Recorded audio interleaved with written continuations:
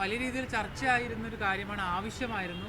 ഇപ്പോൾ അത് കേന്ദ്ര സർക്കാർ ഏതാണ്ട് ഒരു ഭാഗികമായിട്ട് സമ്മതം മൂളി എന്നാണ് മനസ്സിലാക്കുന്നത്. സെൻസസിൻ്റെ കൂടെ ജാതിപരമായ കണക്കുകൾ എടുക്കുക. എന്താണത്? ഇത് cabinet committee on political affairs അത് തീരുമാനിച്ചതായിട്ട് വളരെ സംക്ഷിപ്തമായൊരു വിവരമാണ് കിട്ടിയത്.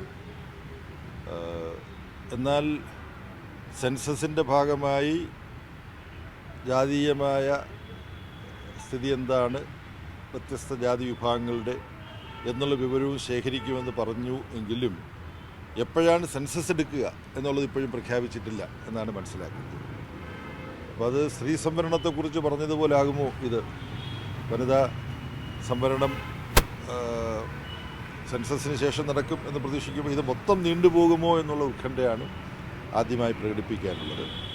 എന്തായാലും CPIM ഉൾപ്പെടെ ഒട്ടേറെ പ്രധാനപ്പെട്ട എല്ലാ പാർട്ടികളും BJP ഒഴികെ ആവശ്യപ്പെട്ടുള്ളൊരു കാര്യമാണിത്. പാർലമെൻറ്റിൽ ഇപ്പോഴത്തെ ഇന്ത്യൻ പ്രധാനമന്ത്രി ഇത്തരത്തിലുള്ള ജാതീയമായ വിവരങ്ങൾ കൂടി സെൻസസിൻ്റെ ഭാഗമായിട്ട് സമാഹരിക്കണമെന്നുള്ള ആവശ്യം ഉന്നയിച്ചപ്പോൾ അദ്ദേഹം പറഞ്ഞത് അദ്ദേഹത്തിന് 4 ജാതി മാത്രമേ ഉള്ളൂ എന്നാണ്. എന്നിട്ട് അത് അദ്ദേഹം പാർലമെൻറ്റിൽ തന്നെ വിശദീകരിച്ചു. പിന്നെ സ്ത്രീകൾ, യുവാക്കൾ, തൊഴിലാളികൾ, കർഷകർ, ഇങ്ങനെയുള്ള 4 രീതി എൻ്റെ ഓർമ്മയിൽ ഞാൻ പറയുന്നതാണ്. അപ്പം അത്തരമൊരു നിലപാടെടുത്തിരുന്ന പ്രധാനമന്ത്രിയുടെ നേതൃത്വത്തിലുള്ള ക്യാബിനറ്റ് ഇപ്പോൾ ഇങ്ങനൊരു തീരുമാനമെടുത്തതിന് സ്വാഗതം ചെയ്യുകയാണ്.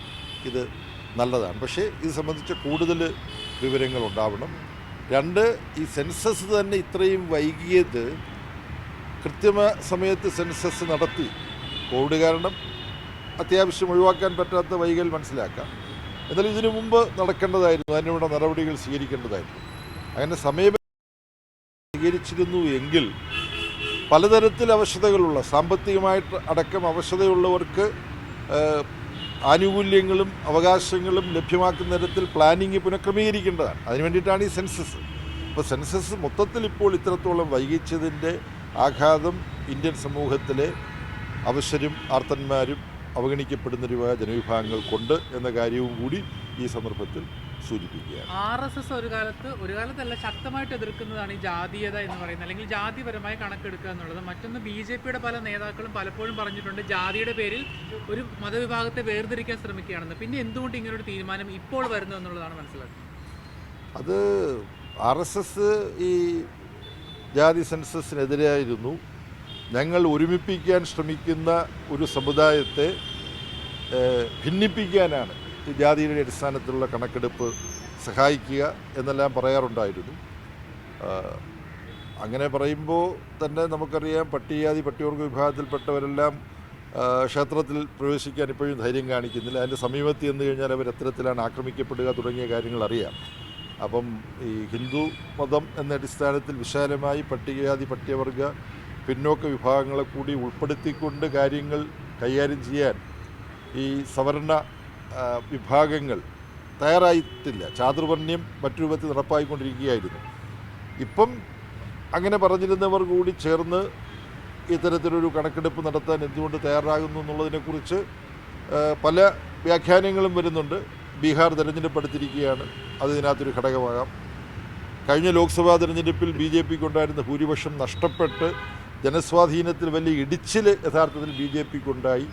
അത് പരിഹരിക്കാൻ ഇതൊരു പക്ഷേ സഹായകമായിരിക്കും. അങ്ങനെയുള്ള പല കണക്കൂട്ടലുകളും ഉണ്ടാകാം. പക്ഷേ അതിലേക്കൊന്നും പോകാനല്ല ഞങ്ങൾ ആഗ്രഹിക്കുന്നത്. വൈകിയാണെങ്കിൽ പോലും ഇത്തരം തീരുമാനം പ്രഖ്യാപിച്ചതിനെ ഞങ്ങൾ സ്വാഗതം ചെയ്യുകയാണ്. അത് സമയബന്ധിതമായി നടപ്പാക്കാൻ വേണ്ട നടപടികൾ ഗവൺമെൻറ്റിൻ്റെ ഭാഗത്തുനിന്നുണ്ടാകും. ഈ ബീഹാർ തെരഞ്ഞെടുപ്പ് മുന്നിൽ നിൽക്കുക ഇതൊരു രാഷ്ട്രീയ അല്ലെങ്കിൽ ഒരു വോട്ട് ബാങ്ക് ആക്കാനുള്ള തീരുമാനമായിരിക്കും കേന്ദ്ര സർക്കാർ. അത്തരം സംശയങ്ങൾ പലരും ഉന്നയിക്കുന്നുണ്ട്. പക്ഷേ അതിനെക്കുറിച്ച് കൂടുതൽ പറയാൻ ഞങ്ങൾ ആഗ്രഹിക്കുന്നില്ല. ഇപ്പോൾ ഡൽഹിയിൽ നിയമസഭാ തെരഞ്ഞെടുപ്പ് നടക്കുന്നതിന് തൊട്ടു മുമ്പാണല്ലോ ഗവൺമെൻറ് ഉദ്യോഗസ്ഥന്മാർ ഒരുപാട് കേന്ദ്രീകരിച്ചിട്ടുണ്ട്. ഡൽഹിയിൽ ഉദ്യോഗസ്ഥന്മാർക്ക് അവരുടെ ശമ്പളവും മറ്റ് ആനുകൂല്യങ്ങളും DA ഒക്കെ വർദ്ധിപ്പിച്ചുകൊണ്ടുള്ള പ്രഖ്യാപനം ഉണ്ടായത്. അപ്പോൾ ഗവൺമെൻറ്റിന് തീരുമാനങ്ങൾ എടുക്കാനുള്ള അവകാശമുണ്ട്. അത് ഇത്തരം രാഷ്ട്രീയ കണക്കൂട്ടലുകളും കൂടി വെച്ചിട്ടാണ് അവരെടുക്കുന്നതെന്നുള്ള വിമർശനം മാധ്യമങ്ങൾക്ക് നടത്താം, രാഷ്ട്രീയ പാർട്ടികൾക്ക് വിമർശനം നടത്താം. അതിലേക്ക് തൽക്കാലം ഞാൻ കിടക്കാൻ ഉദ്ദേശിക്കുന്നത്. മറ്റൊന്ന്, ഈ പഹൽഗാം ഭീകരാക്രമണം തുടർന്ന് ഇന്ത്യ ഒരു സൈനിക നീക്കം നടത്തുമെന്ന വലിയ അഭ്യൂഹങ്ങളുണ്ട്. CCS 2 തവണയായിട്ട് ചേരുന്നു. എന്താണ് ഇന്ത്യയുടെ ഒരു തുടർ നടപടി? എന്തായിരിക്കണം ഒരു പാകിസ്ഥാൻ അല്ലെങ്കിൽ പാക് ഭീകരതയ്ക്ക്? അതിലൊരു CPMൻ്റെ റിയാക്ഷൻ ഉണ്ട്. അല്ല, ഈ പഹൽഗാമിലുണ്ടായ സംഭവത്തിൽ രാജ്യം ഒറ്റക്കെട്ടായി നിന്ന് അതിനെ അപലപിച്ചു. എല്ലാ രാഷ്ട്രീയ പാർട്ടികളും നിർദോഷികളായ ടൂറിസ്റ്റുകളെ അവരുടെ മതം ചോദിച്ച് വെടിവെച്ച് കൊല്ലുന്നത് പോലുള്ള ഏറ്റവും ഹീനമായ പ്രാകൃതമായ പ്രവർത്തനം അതിലേറ്റവും രൂക്ഷമായ ഭാഷയിലാണ് എല്ലാവരും അപലപിച്ചത്. രാജ്യത്തൊരു വലിയ ഭിന്നിപ്പുണ്ടാക്കുക എന്നുള്ള ലക്ഷ്യത്തോടു കൂടിയാണ് ഭീകരവാദികൾ പഹൽഗാമിൽ ഈ ആക്രമണം നടത്തിയത്. പക്ഷേ രാജ്യത്ത് സംഭവിച്ചത് മറ്റൊന്നാണ്. രാജ്യത്തെ ജനങ്ങൾ യോജിച്ച് നിൽക്കുകയാണ്, കൈകോർത്ത് നിൽക്കുകയാണ് ചെയ്തത്. അതുപോലെ തന്നെ ഇതിൻ്റെ ഒരു അനുഭവപാഠം എന്ന് പറയാവുന്നത് ഒരു മലയാളിയാണ് അവിടെ കൊല ചെയ്യപ്പെട്ടത്, രാമചന്ദ്രൻ. അദ്ദേഹത്തിൻ്റെ മകളെടുത്ത വളരെ വളരെ വളരെ ധീരമായ ഒരു നിലപാടുണ്ട്. എൻ്റെ കൺമുമ്പിൽ വെച്ചാണ് എൻ്റെ അച്ഛനെ വെടിവെച്ച് കൊന്നത്. പക്ഷേ എനിക്ക് അവിടെ നിന്ന് 2 കൂടപ്പിറപ്പുകളെ കിട്ടി എന്നുള്ള ഒരു പ്രഖ്യാപനം. കാരണം ഇവരെ പലരെയും രക്ഷിക്കാൻ കാശ്മീരികളായിട്ടുള്ള ആളുകൾ മുന്നോട്ട് വന്നു. ഏത് മതത്തിൻ്റെ ദുർവ്യാഖ്യാനത്തിൻ്റെ ഭാഗമായിട്ടാണോ ഈ ഭീകരപ്രവർത്തനം നടന്നത്, ആ മതത്തിൽപ്പെട്ട 2 പേരെയാണ് എൻ്റെ ജ്യേഷ്ഠന്മാരായിട്ട് എനിക്ക് അവിടെ നിന്ന് കിട്ടിയെന്ന് പറഞ്ഞത്. അങ്ങനെ പറഞ്ഞ ആരതിക്ക് നേരെ വർഗീയമായ വലിയ കടന്നാക്രമണം ഈ സാമൂഹ്യ മാധ്യമത്തിൽ നടന്നു എന്നുള്ളത് നമ്മൾ മനസ്സിലാക്കണം. അപ്പോൾ നമ്മുടെ രാജ്യം ഒരുമിച്ച് നിന്നു എന്നുള്ള വളരെ അഭിമാനകരമായ ഒരു അനുഭവം പഹൽഗാം സംഭവത്തെ തുടർന്നുണ്ടെങ്കിലും രാജ്യത്തിൽ വളരെ മ്ലേച്ഛമായ വികാരങ്ങൾ പടർത്താനുള്ള ശ്രമങ്ങളും നമ്മുടെ രാജ്യത്ത് നടക്കുന്നുണ്ട്. അതിനെ അതിജീവിക്കാൻ കഴിയണം. ഇപ്പോൾ ഗവൺമെൻറ് ഊന്നൽ കൊടുക്കേണ്ടത് ഈ അക്രമപ്രവർത്തനം നടത്തിയ ഭീകരവാദികളെ പിടികൂടി നിയമത്തിന് മുമ്പിൽ ഹാജരാക്കുക എന്നുള്ളതാണ്. ഒരു തരത്തിലും ഇതുപോലുള്ള ഭീകരവാദ പ്രവർത്തനം നമ്മുടെ രാജ്യത്ത് നടക്കുകയില്ല എന്ന് ഉറപ്പാക്കുകയാണ്. അതിന് പുറമേ ഗവൺമെൻറ് സ്വീകരിക്കേണ്ട മറ്റു നടപടികളുണ്ട്. ഗവൺമെൻറ്റിൻ്റെ ഇൻ്റലിജൻസ് ഇതിൽ ബന്ധം തെളിവ് സഹിതം കൃത്യമായിട്ട് വ്യക്തമാക്കാൻ കേന്ദ്ര ഗവൺമെൻറ് നടപടികൾ കൈക്കൊള്ളണം. മുമ്പ് അത്തരത്തിൽ ചില നടപടികൾ കൈക്കൊണ്ടപ്പോഴാണ് പാകിസ്ഥാനെ ഈ സാമ്പത്തികമായ ലോക ഇടപാടുകൾ നടത്തുന്ന സംവിധാനമുണ്ട്. അതിൽ ഗ്രേ പട്ടികയിൽ പാകിസ്ഥാനെ പെടുത്തി. അപ്പോൾ അവർക്ക് ലോകബാങ്കിൽ നിന്നും IMF-ൽ നിന്നുമൊക്കെ സഹായം കിട്ടുന്നതിന് ബുദ്ധിമുട്ടുണ്ട്.